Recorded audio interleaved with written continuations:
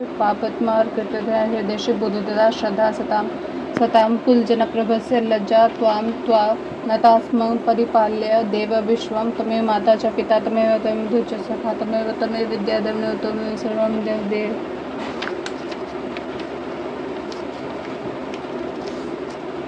अर्थ शब्द श्लोकी दुर्गा।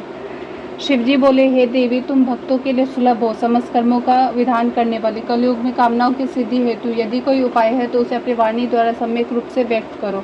देवी ने कहा, हे देव, आपका मेरे ऊपर बहुत स्नेह। कलयुग में समस्त कामनाओं की सिद्धि करने वाला जो साधन है वह बतलाऊंगी, सुनो। उसका नाम अम्बा स्तुति है। ओम इस श्री दुर्गा सबसे श्लोक के श्रोत्र मंत्र के नारायण ऋषि है, अनुष्टुप छंद है, श्री महाकाली, महालक्ष्मी और महासरस्वती देवता हैं। श्री दुर्गा की प्रसन्नता के लिए सप्तशती श्लोक की दुर्गा पाठ में इनका विनियोग किया जाता है।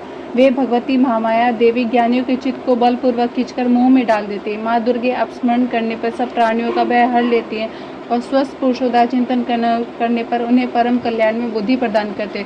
दुख हृदयता और भय हरने वाली देवी आपके सिवा दूसरी कौन है, जिसका चित्त सबका उपकार करने के लिए सदा ही दयाद्र रहता हो।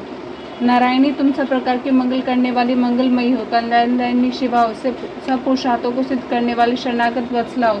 तीन नेत्रों वाली गौरी हो, तुम्हें नमस्कार है। शरण में आए हुए दीनों पीड़ितों की रक्षा में संलग्न रहने वाली, सबकी पीड़ा दूर करने वाली देवी, तुम्हें नमस्कार है।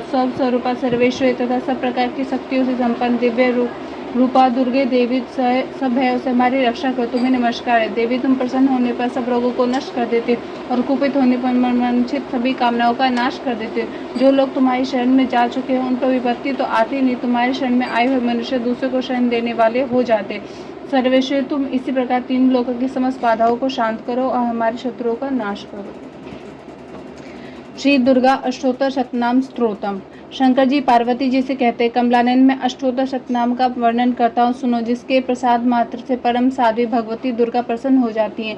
सती, साध्वी, भव प्रत, भवानी, भव मोचना, आर्या, दुर्गा, जया, आद्या, त्रिनेता, शूलधारणी, पिनाकधारणी, चित्रा, चंद्रघंटा, महातपा, मना, बुद्धि, अहंकार, चित्रूपा, चिति, सर्व मंत्र में सता, सत्यानंद स्वरूपनी, अनंता, भवानी, भाव्या, सदागति, शांभवी, देव माता, चिंता, रत्नप्रिया, सर्व विद्या, दक्ष कन्या, दक्ष यज्ञ विनाशिनी, अपर्णा, अनेक वर्णा, पाटलावती, पाटंब परिधाना, कमल मंज रंजनी, अमे विक्रमा, क्रूरा, सुंदरी, सुर सुंदरी, वन दुर्गा, मातंग मुनि पूजिता, ब्राह्मणी, महेश्वरी, इंद्र कुमारी, वैष्णवी, चामुंडा, वैरही, लक्ष्मी, पुरुषकृता, विमला, उत्कृष्णा, ज्ञाना, क्रिया, नित्या, बुद्धि तथा बहुल प्रेमा, सर्व वाहना, निशुंभ हरणी, महिषासुर मर्दिनी, मधु कैटभंदी, चंडमुन विनाशिनी, सर्वासुर विनाशना, सर्वदानव घाती, सर्वशास्त्री में सत्या, सर्वास्त्र धारणी, अनेकास्त्र हस्ता, अनेकास्त्र धारणी, कुमारी, एक कन्या, कैशोरी, युवती, यति, प्रौढ़ा,